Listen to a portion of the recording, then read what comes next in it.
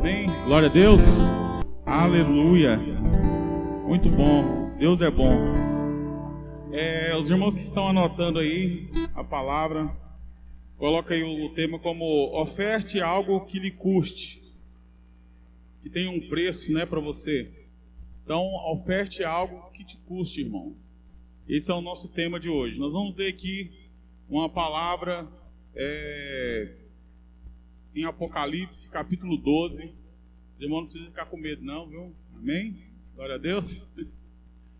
Pode abrir Apocalipse tranquilo. Antes da gente ler, eu quero falar algumas coisas aqui para os irmãos. Cadê as mulheres abençoadas aí da igreja? Agora só as que tomam um lanche antes de vir para a igreja, dão glória a Deus aí. Amém, né, irmãs? Glória a Deus. É engraçado que Deus ele cuida, né, da igreja de uma forma tremenda através da palavra, amém? E essa palavra que vocês vão experimentar hoje, vocês vão ouvir de Deus hoje, essa palavra Deus me deu ela no mês de março. Ela estava guardada e eu tinha uma intenção de, se eu ministrasse no mês de março, né, o mês das mulheres, eu ia ministrar essa palavra, né, até para honrar as irmãs e nós homens aprender, né, com as irmãs. E eu deixei essa palavra guardada. Eu tive várias oportunidades de ministrar novamente e Deus não deixou eu ministrar essa palavra em outro lugar, em outros cultos, até mesmo aqui. E essa palavra ficou guardada. E quando foi ontem, antes de ontem, o pastor Júnior falou comigo para estar ministrando nos cultos hoje.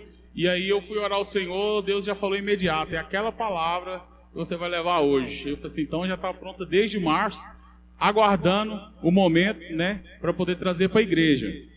Então, é um privilégio a gente poder aprender sobre uma irmã muito abençoada, a mulher mais importante, para mim é uma das mais importantes da Bíblia, né?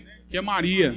Maria é uma mulher muito importante, né? Ela é muito honrada pelo Senhor e a gente tem que aprender, né? Tirar um pouco desse preconceito, até mesmo no meio da igreja, né? Evangélica, não costuma muito falar de Maria, né? Mas Maria, ela teve várias coisas, né, que o Senhor chamou ela, né, através da palavra, né? Ela foi uma pessoa agraciada, né? Ela recebeu algo, né, que não era tamanho para a competência dela, mas o Senhor viu muita graça, né, através da vida de Maria e deu oportunidade para ela poder trazer um filho, né? Um filho, né, que mudou a história minha, mudou sua história, né? E nós vamos aprofundar um pouco aqui. Então vamos ler o capítulo, né, até o verso 17. Às vezes tem coisas aqui que você vai achar um pouquinho estranho, porque Apocalipse é meio estranho, mas não tem nada aqui que você não vai saber hoje, que está aqui nesse texto, amém? Então, a gente vai ver sobre a guerra da mulher e o dragão. Então fala assim, apareceu no céu um sinal extraordinário, uma mulher vestida do sol, com a lua debaixo de seus pés, e uma coroa de 12 estrelas sobre a cabeça. Ela estava grávida, e gritava de dor, pois estava para dar à luz. Então apareceu no céu outro sinal, um enorme dragão vermelho com 7 cabeças e 10 chifres, tendo sobre as cabeças 7 coroas. Sua cauda arrastou consigo 1/3 das estrelas do céu, lançando-as na terra. O dragão colocou-se diante da mulher que estava para dar à luz, para devorar o seu filho no momento em que nascesse. Ela deu à luz a um filho, um homem que governará todas as nações com cetro de ferro. Seu filho foi arrebatado para junto de Deus e do seu trono. A mulher fugiu para o deserto, para um lugar que lhe havia sido preparado por Deus, para que ali sustentasse durante 1260 dias. Houve então uma guerra nos céus. Miguel e seus anjos lutaram contra o dragão e os seus anjos revidaram. Mas esses não foram suficientes e fortes, e assim perderam o seu lugar nos céus. O grande dragão foi lançado fora, e ele é a antiga serpente chamada Diabo ou Satanás, que engana o mundo todo. Ele e os seus anjos foram lançados à terra. Então ouvi uma forte voz do céu que dizia: agora veio a salvação, o poder do reino do nosso Deus e a autoridade do seu Cristo, pois foi lançado fora o acusador dos nossos irmãos, que os acusa diante do nosso Deus, dia e noite. Eles o venceram pelo sangue do Cordeiro e pela palavra do testemunho que deram diante da morte. Não amaram a própria vida. Portanto, celebrem-no os céus e os que nele habitam. Mas ai da terra e do mar, pois o diabo desceu até vocês. Ele está cheio de fúria, pois sabe que lhe resta pouco tempo. Quando o dragão foi lançado à terra, começou a perseguir a mulher que dera à luz a um menino. Foram dadas à mulher as duas asas da grande águia para que ela pudesse voar para o lugar que lhe havia sido preparado no deserto, onde seria sustentado durante um tempo, tempos e meios de tempo, fora do alcance da serpente. Então a serpente fez jorrar da sua boca a água como um rio, para alcançar a mulher e arrastá-la com a correnteza. A terra, porém, ajudou a mulher, abrindo a boca e engolindo o rio que o dragão fizera jorrar da sua boca. O dragão irou-se contra a mulher e saiu para guerrear contra o restante da descendência, os que obedecem os mandamentos de Deus e se mantêm fiéis nos testemunhos de Jesus. Aqui fala sobre uma guerra espiritual. João está revelando, um momento, de uma parte aqui próximo ou depois da grande tribulação. Nós vamos ver parte a parte e você precisa pensar junto comigo nessa palavra para que você entenda o que significa essa guerra da mulher, do dragão, o que Maria tem a ver com isso, Esse texto, primeiro eu quero falar da primeira mulher. Nesse texto nós temos duas mulheres. Então, a primeira mulher que a gente ouve falar, que aparece com a lua debaixo dos seus pés e a coroa com 12 referências, que aqui certamente é a referência das 12 tribos de Israel, no qual, quando Jesus voltar para buscar a sua igreja, vai reinar aqui, com o cetro de ferro, que é um governo resistente, Essa pessoa, essa primeira mulher que aparece no texto, essa pessoa não é Maria. Essa pessoa é a segunda mulher. Então ela aparece aí, a segunda mulher, que é o Israel de Deus. Nós somos o Israel de Deus. Muitas religião acham que essa mulher, quando fala aqui em Apocalipse, acha que é Maria. Só que nós todos temos a glória de Deus em nós. Maria não teria uma capacidade de si própria em aparecer em uma revelação dessa, ou daqui a um tempo, com tanta glória e formosura. Então isso é dado, a Deus por nós. Por que esse texto fala da lua embaixo dos pés da mulher? A lua, ela não tem luz própria. A luz, ela tem luz de outro lugar, do sol. Então, essa luz que vem de outro lugar. É igual nós não temos luz própria. Então, nós temos a luz que vem de Deus, amém? Então, essa mulher que está falando no texto é o Israel de Deus. Nós somos o povo de Deus, amém? Você é cheio da glória de Deus. E outra mulher que fala aí nesse texto, que ela ia dar uma luz, a um menino, nascido de mulher. Essa outra mulher aí é Maria, sim, mãe de Jesus. Então nessa passagem, nessa visão, tem duas mulheres aqui. Uma mulher é Maria e a outra mulher somos nós. Cadê os irmãos aí? Dá uma glória a Deus e os irmãos. Então eu falo assim, só os irmãos assim, só os homens. Fala assim, eu sou a noiva de Cristo. Vai ter gente que não falou aí, pastor. Tô brincando. Você é a noiva de Cristo, irmão. Você é macho aqui na terra, mas você é a mulher de Deus, amém? Você é a noiva de Cristo. A palavra de Deus fala assim que vai ter um casamento daqui a um tempo. E fala que nós que somos a igreja, tanto homem como mulher, nós somos a noiva de Cristo. Então, aqui vai aparecer duas mulheres. Eu quero falar primeiro da primeira mulher, que é a Maria, mãe de Jesus. Imagina aqui comigo, você mulher, quem é pai aí vai entender bastante. Eu tenho 2 filhos.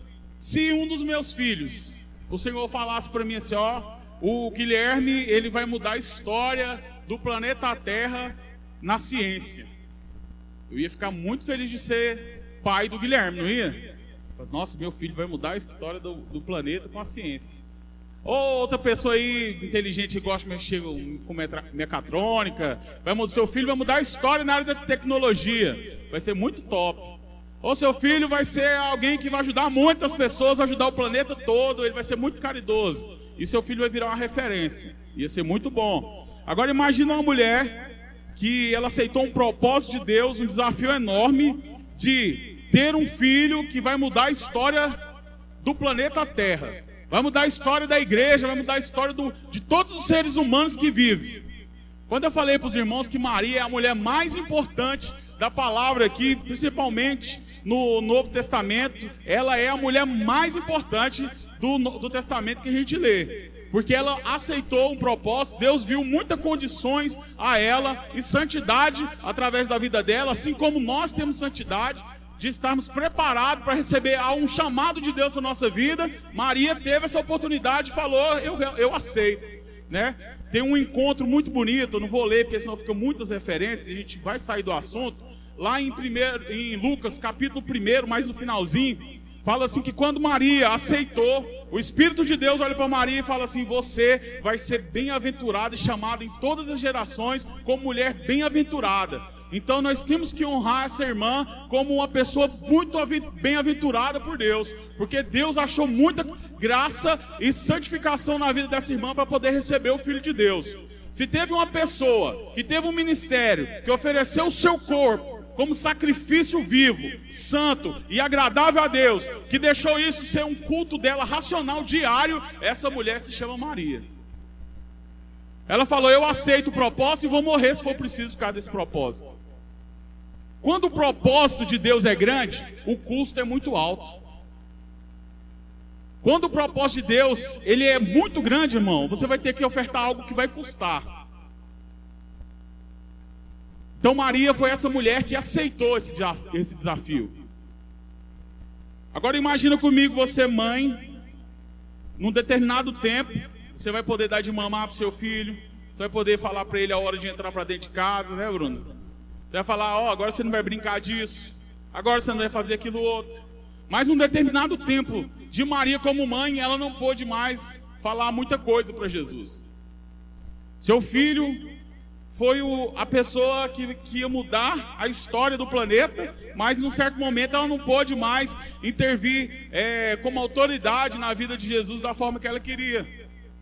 Várias vezes na palavra de Deus você vai enxergar, só para não fugir o pensamento aqui, Maria era tão cheia do Espírito Santo, irmão, que quando a prima dela, Isabel, estava grávida de João Batista, Maria, quando recebeu a promessa de ter Jesus como filho, Maria foi na casa de Isabel. Quando ela entrou na casa de Isabel, a palavra de Deus diz lá em Lucas, capítulo 1, que João Batista ficou mexendo tanto na barriga dela com a presença do Espírito Santo, que a Bíblia fala que o Espírito Santo, só pela presença de Maria, que tinha concebido já em seu ventre Jesus, né, Isabel transbordou no Espírito e falou para ela, qual é a honra que eu tenho de receber você na minha casa, mulher, cheia do Espírito de Deus? Por que você veio aqui assim, né, querendo honrar ela, né? A presença de Deus na sua vida é muito forte. Você está carregando aí um menino que vai mudar a história da humanidade. E a Bíblia fala assim que lá no ventre de Isabel, João Batista começou a dar contrações fortes, pulando da presença do Espírito Santo dentro do ventre dela. Meu irmão, imagina a unção que foi esse lugar. Imagina a presença de Deus com esse lugar. Você chega e o bebê que está lá dentro, que também gerado por parte do Espírito João Batista, né, aponderou do ventre de Isabel e começou a transbordar. Essa mulher tinha muita unção de Deus. Essa mulher tinha muita presença do Espírito Santo. Imagina o preço, irmão. Eu imagino assim que todas as irmãs, quando tem um filho, ela quer cuidar. O Senhor deu um chamado para Maria diferenciado, para ela cuidar de Jesus até um certo tempo. E depois, ela teve que deixar alguma coisa doer dentro do interior dela, para que ela deixasse o ministério de Jesus fluir. Imagina você, se fosse meu filho. Vamos supor que o Guilherme fosse o Messias. E aí o Guilherme está lá ensinando para os discípulos dele. Aí um discípulo mais amado do Guilherme fala assim, Guilherme, seus pais estão aí, a Jerusa e o Alessandro. Aí o Guilherme olha para mim e olha para Jerusa e fala assim, meu pai, minha mãe e meus irmãos são esses discípulos aqui. E não me dá nenhuma honra por isso. Maria sabia que todas as coisas que ela podia ter feito por Jesus era por determinado tempo. Imagina o que estava custando para essa mulher não ser mãe na hora que ela queria ser mãe. Imagina o que estava sendo para essa mulher a hora que ela queria a honra do filho, mas ela não tinha a honra do filho.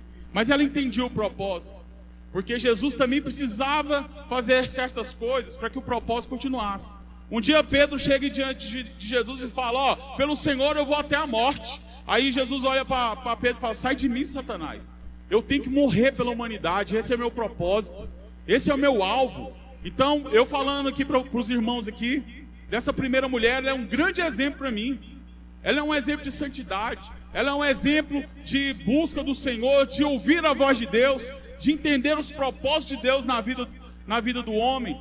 É uma mulher muito abençoada junto com José, né? E o propósito de Deus veio sobre a vida deles. Aí você fala para mim, Alessandro, o que tem a ver essa passagem de Apocalipse com Maria? Como os irmãos viram aqui, a gente fala de duas mulheres, que é Maria, mãe de Jesus, e nós falamos da igreja, que é a noiva do Senhor. Amém? Nós somos a noiva do Senhor. Você tem que entender esse capítulo 12, que ao mesmo tempo que Maria sofreu no físico lá atrás, no espírito e na visão do Apocalipse estava acontecendo a mesma coisa. Então, Maria estava grávida, nasceu o menino, foi para o deserto, como diz a palavra, para poder fugir da morte de Herodes. E lá no deserto, ela sofreu por um período e voltou. Aqui, quando a gente lê em Apocalipse, eu não sei se os irmãos viram, onde falava lá 1260 dias, dá em torno de 3 anos e meio. Herodes, quando mandou matar todos os meninos que tinham até 5 anos de idade, para poder o Messias estar no meio daqueles meninos, Jesus já tinha aproximadamente 3 anos e meio. Esses 3 anos e meio que José e Maria ficou em fuga no deserto, simboliza para nós no Apocalipse os 3 anos e meio da grande tribulação. Então, o menino nasceu lá atrás com Maria, e o menino nasceu no mundo espiritual na visão do Apocalipse. Então aqui a gente começa a entender que as duas histórias, elas se completam. Então eu quero mostrar para os irmãos aqui a questão do propósito especial disso tudo. A gente pode ver aqui agora que a gente pode dividir esse texto em 3 cenas. 3 cenas você pode dividir esse texto. Então nós vamos falar agora da segunda mulher, que é a igreja, e contar essas 3 cenas. A primeira cena que aconteceu foi que o diabo, ele teve uma frustração, né? Então a primeira cena é que ele é derrotado por Deus e pelo Messias. Então fala comigo, o diabo foi derrotado por Deus e pelo Messias. Então a primeira derrota do diabo aí no mundo espiritual, nessa batalha espiritual, foi essa batalha. Ele não queria deixar que o menino crescesse ou nascesse. Ele fez de tudo para que o Messias não viesse. E lembrando que Maria estava dentro do propósito de Deus.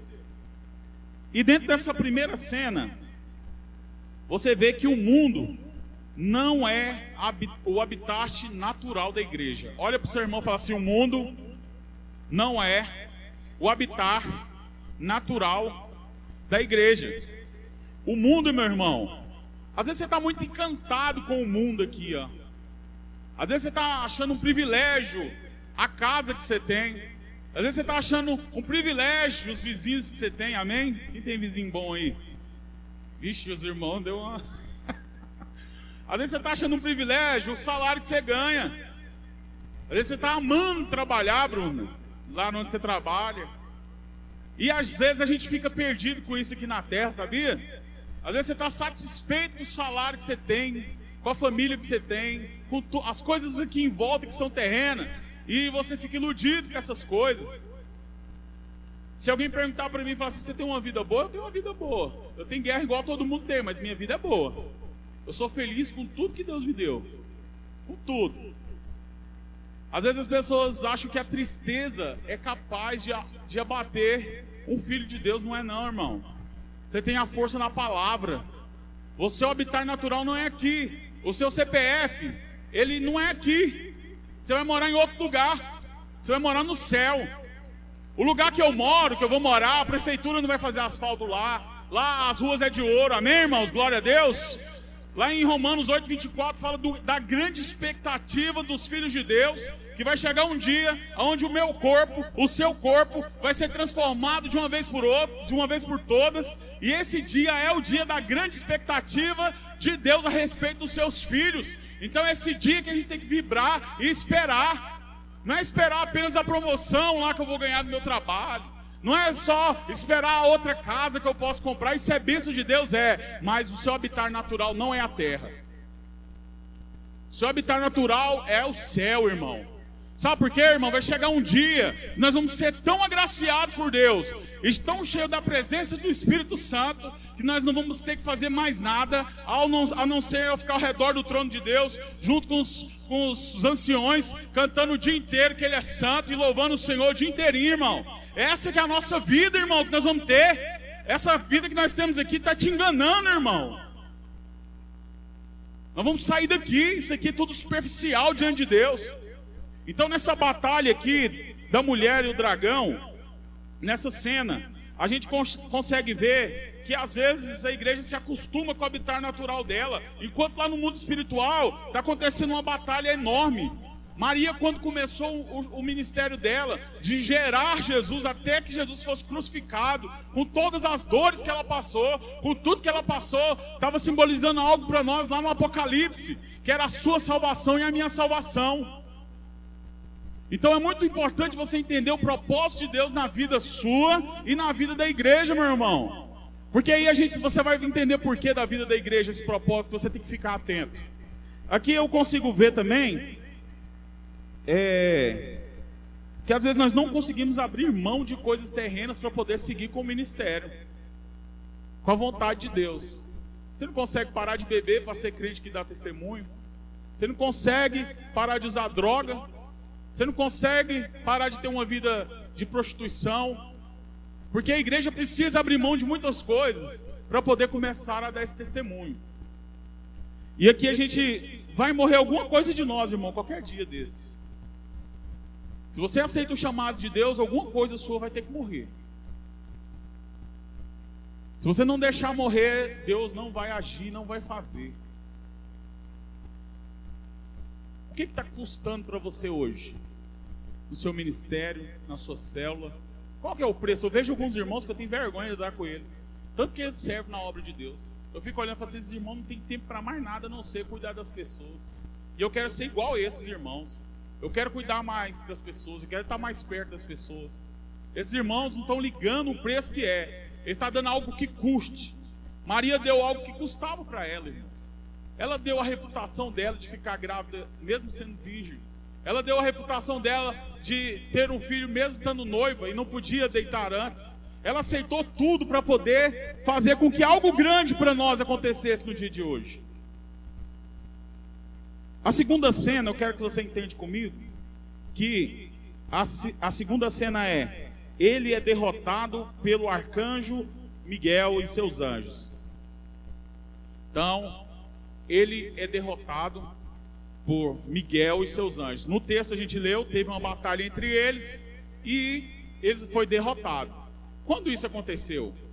Quando fala aqui que o dragão, com a sua cauda, foi lá e rapou as estrelas do céu, a terça parte das estrelas do céu. As estrelas, elas simbolizam os anjos, os anjos de Deus, Então teve uma terça parte dos anjos que caiu com o diabo, porque acreditaram, no que ele entendia, que ele já poderia ser igual a Deus ou maior pela sua formosura, Então aqui ele teve essa queda, e nessa batalha espiritual com os anjos, que lutaram ao nosso favor, viu, irmãos? Os anjos de Deus lutam a seu favor, amém? Eu sei que tem coisas que você é abençoado que você nem sabe, mas o anjo de Deus vai lá intervir por você e te protege. Eles vêm amando do Senhor, amém? Então aqui teve essa batalha e o diabo perdeu. E com essa perca dessa batalha, o que aconteceu? Ele ficou sem rumo. Você pode ver no texto aí que fala que o diabo está furioso. O diabo está louco atrás de outras pessoas. Por isso que a igreja não pode dormir. Por isso que a igreja não pode parar de trabalhar. Porque o diabo está procurando mais pessoas, para poder influenciar. E o texto aqui da visão de João, ele fala que o diabo está procurando mais pessoas para que ele possa enganar. Ele quer enganar o máximo de pessoas para poder levar com ele. E se você sabe qual que é o desespero do diabo, é porque os dias dele estão contados. Os dias do diabo estão contados, irmão. Você não precisa ter medo dele, não. Ele já tem um lugar certinho para ir. Ele vai lá para o lago de fogo. Ele vai queimar lá no lago de fogo e enxofre, como diz a palavra. E as pessoas que não tiver Jesus, né, e não for salvo através de Jesus e do evangelho da graça, essas pessoas vão queimar com ele. E ele está querendo levar o máximo de pessoas com ele. Até hoje em Cabul, um dia eu disse para os irmãos aqui, eu vou falar só para lembrar, tanto que isso é sério. Um dia que eu falei aqui, acho que foi até do irmão Santo. Falei, irmão Santo, tal, conversei com ele no celular. Falei assim, eu quero te ajudar na palavra, tal. E eu só digitei no celular, eu não falei com a minha voz. E na hora que eu virei o celular, eu tinha ido atender um restaurante. Aí na hora que eu virei assim, aí o cara estava na minha cara falando que pastor não prestava, que crente era safado. Irmão, quem contou para esse cara que eu era ungido de Deus? Quem fez entender que eu era ungido de Deus? Eu não falei com a minha boca nada que eu ia pregar a palavra para um irmão. Eu só digitei no celular, ninguém viu meu celular. Esse cara eu nunca vi ele na minha vida. Ele estava endemoniado na minha frente na hora que eu virei. O diabo não brinca não, irmão. Nós brinca de ser igreja, mas o diabo não brinca não. Ele está tentando ceifar um a todo tempo. Então nessa batalha aqui, a gente vê que ele teve mais uma derrota nessa segunda cena. E nessa segunda cena, o diabo ele fica furioso. Mas por que ele fica furioso? Porque o propósito era o Messias, no qual daria condições de vencer todas as coisas. Isso para nós, ele ficou com muita raiva. Ele viu que o fim dele estava bem perto, porque quando Jesus, já moço, né, vai ser batizado por João Batista, o que João Batista, quando bate no olho em Jesus, o que João Batista fala? Eis aqui o Cordeiro de Deus, que tira o pecado do mundo. O que João Batista mais falava? Eis que o reino de Deus está próximo. E o que Jesus falou? Eis que o reino de Deus já chegou. Amém? E o diabo, na ideia dele, não tinha vindo Messias, já veio. Aí o reino de Deus está próximo. João Batista falou. Aí Jesus vem, o reino de Deus já está aqui. E agora o desespero dele é enorme. Então a gente vê que ele só perde. Ele já está com seus dias contados. E ele se enfurece, porque o fim dele está bem próximo. E ele não pode vencer o filho da mulher. Ele não pode vencer o filho da mulher. Quem é o filho da mulher, irmão? Ele não pode vencer Jesus. Então aqui a gente vê que tudo isso que aconteceu, que muitas pessoas que chegaram ao ponto de não amar a própria vida, como Maria, como os discípulos, que chegaram até a morte por causa do amor ao evangelho, mas não se amaram. Esses irmãos não teve medo da morte. Tem muitas pessoas que têm medo de muita coisa. Eu nunca vi uma geração tão ansiosa igual essa nossa. Tem medo de tudo. Tem medo de não casar. Tem medo de ficar sozinho em casa. Tem medo de trabalhar sozinho. Tem medo de tudo, irmão. A palavra de Deus fala que o verdadeiro amor lança fora de nós o quê? Todo medo, irmão. E por que a gente é cheio de medo desse jeito? Quem está colocando essa ansiedade, esse medo na nossa geração desse jeito? Abre sua Bíblia aí, Mateus 10, 28. Eu quero falar para você que se você está passando por algum momento onde você acha que você está sendo desonrado, ou que alguma coisa de mal pode acontecer na sua vida, eu quero falar para você que a morte não pode vencer a sua vida mais. Amém? Vamos ver aqui Mateus 10, 28. Vamos ver o que ele está falando aqui. Mateus 10, 28. Só para os irmãos parar com o medo.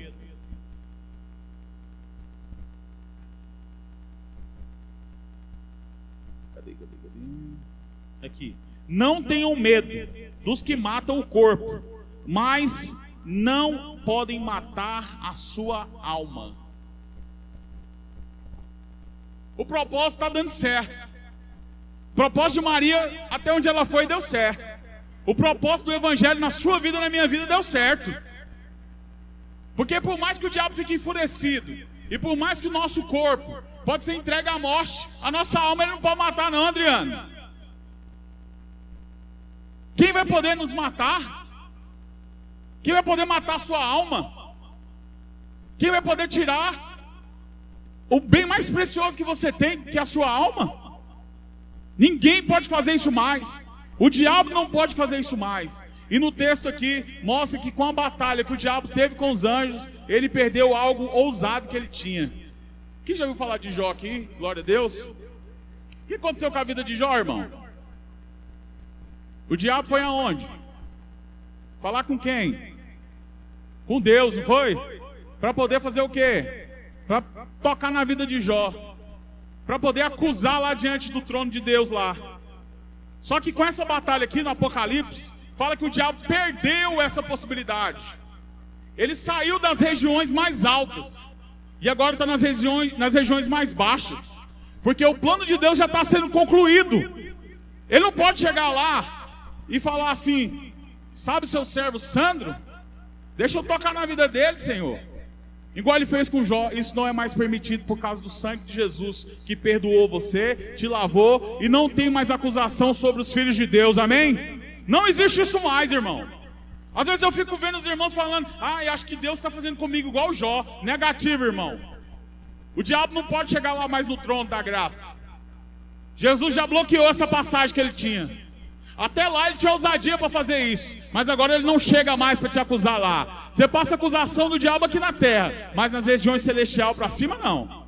Isso já foi tomado dele. Ele não tem mais nenhum acesso ao Pai para poder condenar ou pedir a sua condenação. Glória a Deus, irmãos. Está cheio do fogo aí?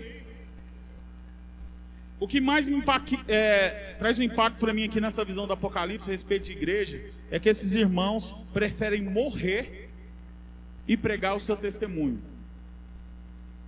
Tem muitos irmãos que, infelizmente, irmãos, a igreja tem hora que está parecendo com o mundo. A igreja parece que não tem diferença nenhuma. O lugar mais fácil para ter perdão tinha que ser na igreja. O lugar mais fácil para poder amar as pessoas tinha que ser dentro da igreja. O lugar mais fácil para você liberar perdão para outras pessoas tinha que ser dentro da igreja. Ou no meio dos crentes. Mas parece que esse lugar tem hora que parece que é igual ao mundo. As pessoas ficam com raiva uma da outra muito fácil. As pessoas não conseguem liberar perdão mais para as outras. Ninguém consegue mais sair no prejuízo. Irmão, que testemunho é esse que nós estamos pregando para os ímpios lá de fora?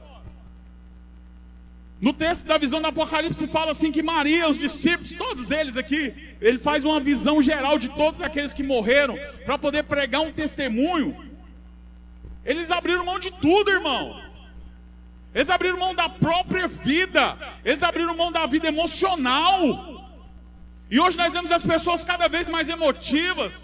Uma das coisas que a palavra fala, lá no livro de Tiago, é quando o homem ele se torna amante de si mesmo, onde ele começa a olhar só para ele, onde ele começa a identificar só as coisas que ele gosta, e ele para de identificar as coisas que o outro vê, que o outro gosta, que o outro sente, o jeito que o outro fala. Eu não suporto o irmão que fala assim, eu não suporto o irmão com um jeito assim. Irmão, está repreendido em nome de Jesus no nosso meio, irmão. Nós temos que ser as pessoas mais fáceis para poder liberar perdão, principalmente no meio dos ímpios.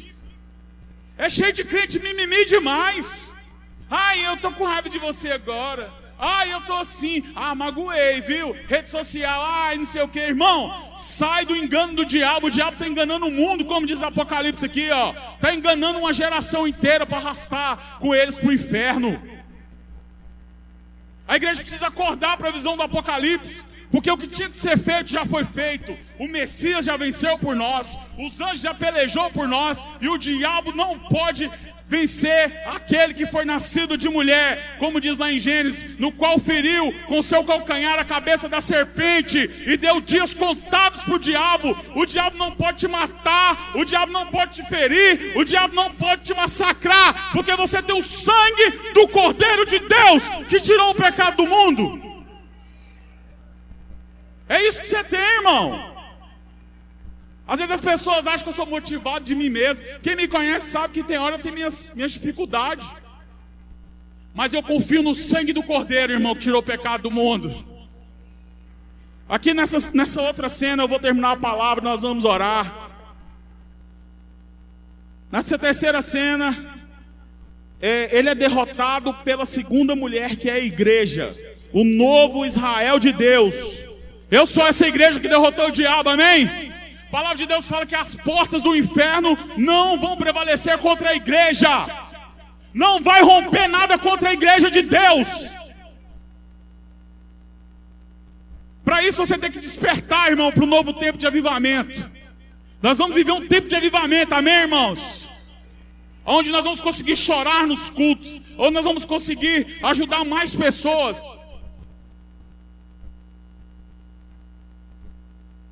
A grande arma da igreja, você que está anotando aí, escreve aí, marca no seu carro, marca na sua Bíblia, marca na sua rede social.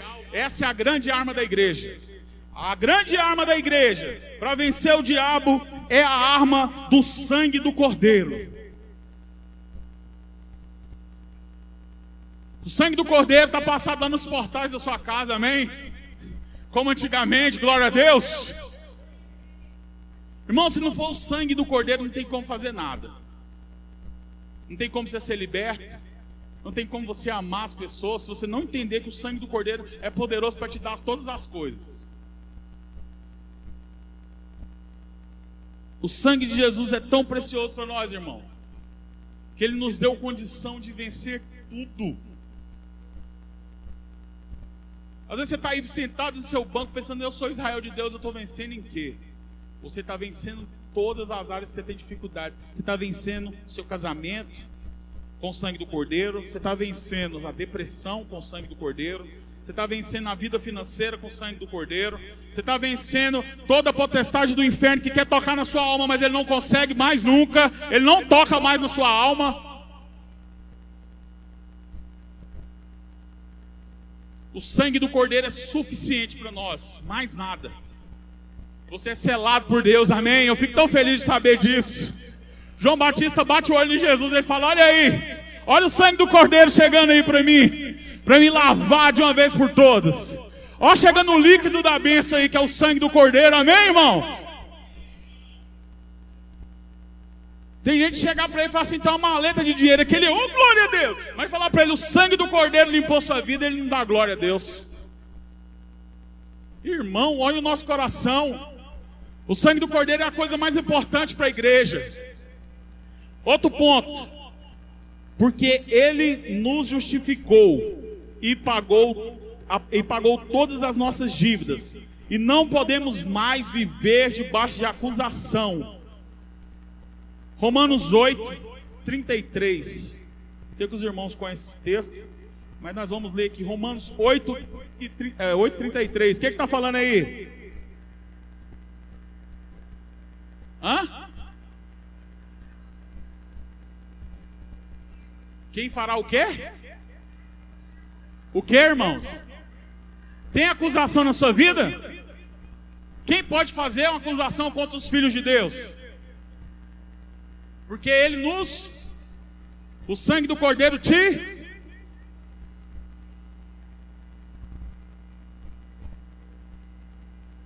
A vitória da igreja é o sangue do Cordeiro, que nos justificou. Não tem mais acusação sobre os filhos de Deus. Irmão, uma coisa que eu não aceito mais na minha vida. Por um tempo eu até aceitava a acusação do diabo na minha vida direto. Eu não aceito mais a acusação do diabo.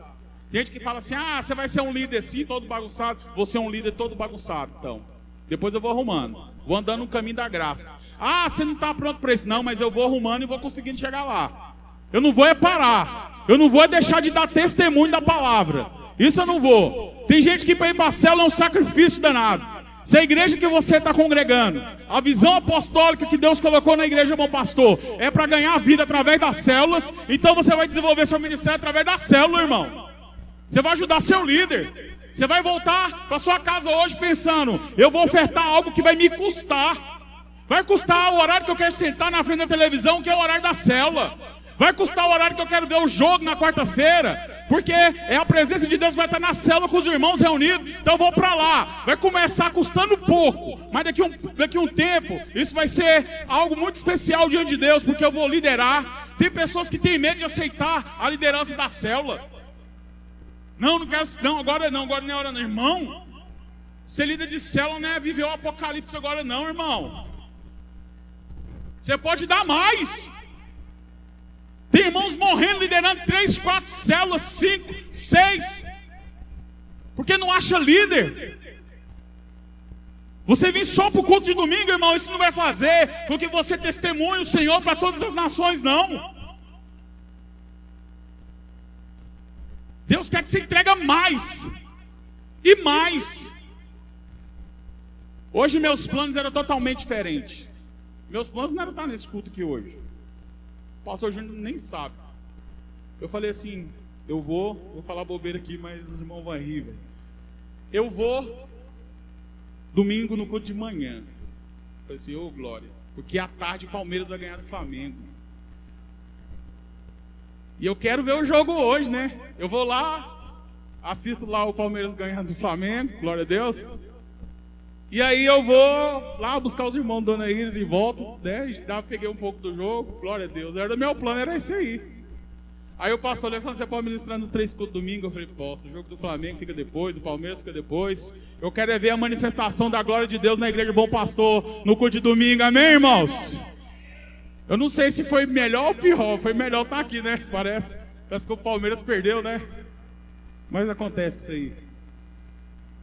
Então você é o Israel de Deus que vai vencer. Nós vamos encerrar a palavra aqui agora. A igreja vence o diabo pelo testemunho, vivendo à frente à própria morte. Tem algo aqui maravilhoso lá em Apocalipse ainda. Quem tiver segurado lá no texto, fala assim, algo muito tremendo. No versículo do capítulo 12, lá no versículo 5. E ela deu à luz a um filho, um homem que governará todas as nações com cetro de ferro. Seu filho foi arrebatado para junto de Deus, e de seu trono a mulher fugiu para o deserto, para um lugar que lhe havia sido preparado por Deus, para que ali se sustentasse durante, eu expliquei para os irmãos, 260 dias, 42 meses de 30 dias. Esse menino que nasceu, que teve o propósito na vida de Maria, e que hoje trouxe para nós, irmãos, a resposta para todas as coisas, para que a gente pudesse vencer o diabo por uma vez por todas. Porque como Jesus disse, não tema aqueles que podem matar o corpo, porque eles não são mais capazes de pegar a sua alma, porque o sangue do Cordeiro estão sobre os filhos de Deus, que foi justificado de uma vez por todas. Essa é a nossa alegria. Nós vamos dar júbilo ao Senhor, porque Deus foi muito bom conosco e deu seu Filho para morrer por nós naquela cruz. E hoje eu tenho lugar para morar, eu tenho moradia fixa, eu tenho um lugar onde eu vou herdar junto com o Senhor. O Senhor Jesus já está do lado do trono do Pai, sentado, advogando todas as nossas causas que nós estamos passando aqui nesse momento de tribulação e de guerra. E nós temos um lugar certo para ir. A igreja é vencedora no Senhor. Você pode ter certeza disso. Você vai embora para sua casa hoje pensando no que você pode dar para o Senhor. Às vezes você está dando pouco, ou às vezes você está dando nada. Mas você vai embora para sua casa pensando na vida de Maria. Você vai embora para sua casa pensando no ministério que essa mulher teve. E ao mesmo tempo que acontecia lá, a visão do Apocalipse acontecia de cá. Porque o sangue do Cordeiro estava sobre a igreja e nos deu condição para vencer todas as coisas. Irmão, tanto que isso é importante. Tanto que o chamado de Maria foi importante.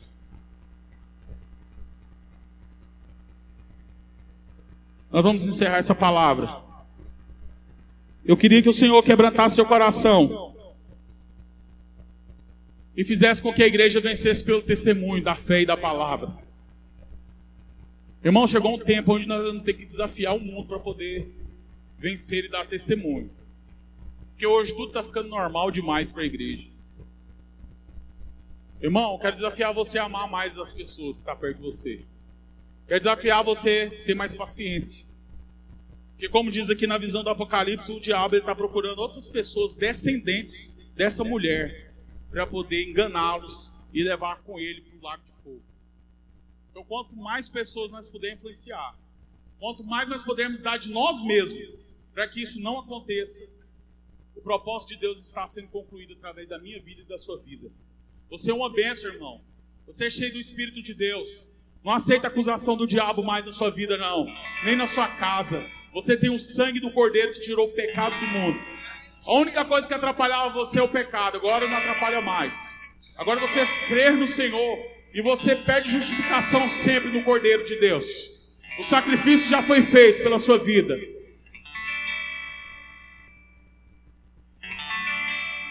Essa profecia, quando eu li algumas partes, quando fala que ele não foi capaz de vencer o filho homem que nasceu da mulher. Ele não foi capaz de vencer para poder me derrotar. Ele não venceu Jesus. O diabo não teve capacidade de vencer o sangue do Cordeiro. O sangue do Cordeiro está na minha vida, irmão. O sangue do Cordeiro está na sua vida. Oxere canta lamas, suri canta lamas.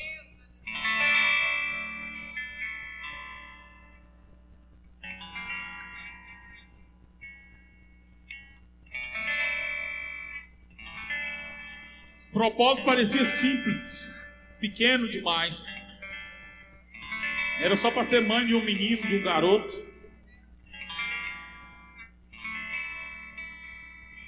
Glória a Deus.